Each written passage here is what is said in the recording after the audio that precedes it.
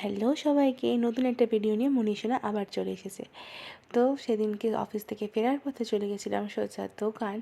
আর সেখানে আজকে সেদিনকে রাত্রিবেলা আমি সোয়াবিন রান্না করবো ভেবেছিলাম। তো এটা আশীর্বাদ কোম্পানির সোয়াবিন, দুটো প্যাকেটের সাথে একটা সানরাইজের এরকম সয়া কারি মশলা ফ্রি দিয়েছিল।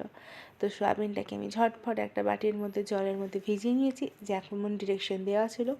তারপরে বেশ কিছুক্ষণ সোক করে রাখার পর দেখলাম পুরো সোয়াবিনগুলো সফট হয়ে গেছে।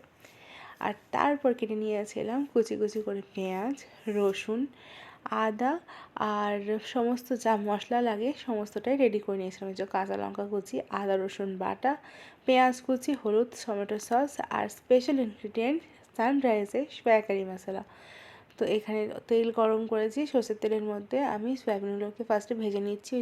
ওই জল শোক করে দেওয়া, ওটাতে কিন্তু কোনো রকম ফোটায়নি বা গরম জলে ফেলিনি, এমনি নর্মাল জলেতে সোক করে রাখা ছিল। তো জলটা চিপে তেল দিয়ে কড়াইয়ের মধ্যে আগে সয়াবিনগুলোকে হালকা করে ভেজে তুলে রাখবো। তারপরে ওই কড়াইয়ের মধ্যেই ফোড়ন দিয়ে দেব গোটা দারচিনি আর গোটা জিরে। তো এখানে শুকনো ঝাল তোমরা ওতে অবশ্যই ফোড়ন দিও, কারণ আমার কাছে সেদিনকে ছিল না, বুঝতেই তো পারছো। একটা বাইরে রেন্টে থাকতে গেলে অনেক কিছু ইনগ্রিডিয়েন্টসই মিস হয়ে যায় বাজার থেকে আনার সময়। আর এই রিসেন্ট শিফট করেছি রুম, তাই জন্য অনেক জিনিস থেকেও না থাকা।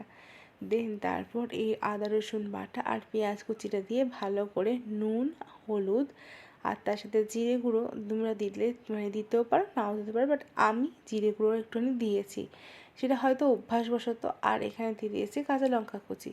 এইগুলো ভালোভাবে দিয়ে আগে মশলাটা কিছুক্ষণ কষিয়ে নিতে হবে।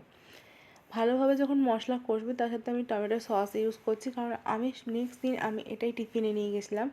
তো এই জন্য আমি টমেটো সস দিই যাতে বেশিক্ষণ থাকে জিনিসটা। তোমরা টমেটো অবশ্যই ইউজ করতে পারো, টেস্ট আরও বেশি ভালো হবে। তো এইখানে দেখো নুন, হলুদ আর জিরে গুঁড়ো এইসব দিয়ে ভালোভাবে একটা গ্রেভি তৈরি করতে হবে, যেভাবে মাংস কষিয়ে তৈরি করা হয়। আর এই স্টেপেতেই আমি জল দেওয়ার আগেই এখানে সয়া কারি মশলাটা ইউজ করেছি।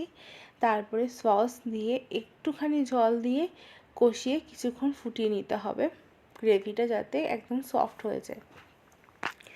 সয়াবিনগুলো প্রচণ্ড স্পঞ্জি ছিল, যার জন্য এটা অনেকটা গ্রেভি টানবে, নাহলে ভেতরে নুন যেটা ঢুকবে না।